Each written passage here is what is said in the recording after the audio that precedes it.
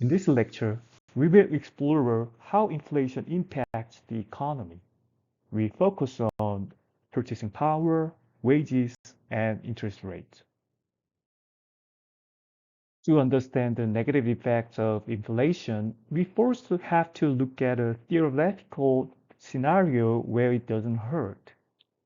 Purchasing power is simply the quantity of goods and services that one unit of money, like a single dollar, can buy. If inflation is perfectly synchronized across the whole economy, it means that all wages, prices, and interest rates move together at the exact same time. No one purchasing power actually changes. For example, if your rent goes up by 20%, but your boss also give you a 20% raise, you can still afford that exact same apartment.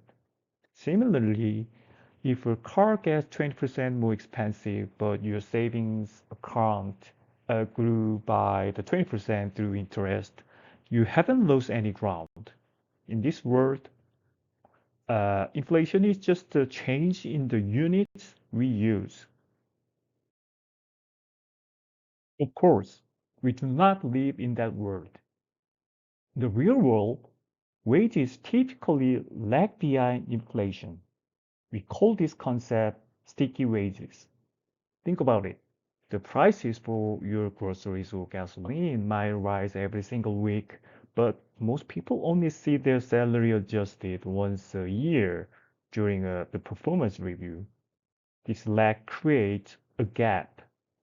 If the government doesn't frequently adjust the minimum wage, workers at that level lose significant purchasing power as the months go by. Look at the chart. You can notice the periods where the orange inflation line climbs much faster than the blue nominal wage growth line.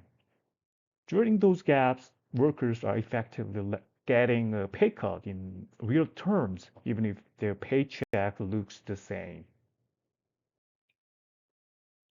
Because inflation reduces the real value of wages, certain groups are hit much harder than others. Workers are hurt whenever their pay doesn't rise as fast as prices. This includes the workers on fixed wages or those without the cost of living adjustment in their contract. Minimum wage workers whose wages depends on the legislative action rather than the market trends. Employees in long-term contract where the wage was set years ago based on lower inflation expectation.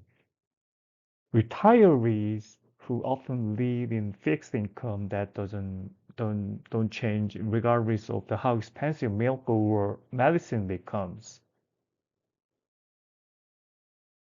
Inflation also changes the relationship between borrowers and lenders.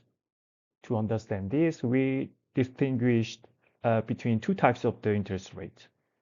Nominal interest rate is the rate you see on your bank website for loan or a saving account. It, it does not account for inflation. Real interest rate is the rate adjusted for inflation. It represents the true change in your purchasing power. The formula is vital. Real interest rate equals nominal interest rate minus inflation rate. If inflation goes up, the real interest rate goes down unless the bank raises its nominal rate. If you're earning 3% interest but inflation is 5%, you're actually losing 2% of your purchasing power every year.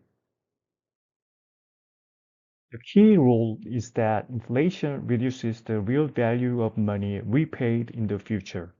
This means that the people are hurt when the interest they earn is lower than inflation rate. Savers are hurt if their low interest savings account cannot keep up with the rising prices. Lenders like banks or individuals who bought fixed rate bonds are hurt because the money they get back in the future will not buy as much as the money they initially lent out. Essentially, if you are earning a 3% nominal return while inflation is at 5%, your real return is negative. Thank you for watching.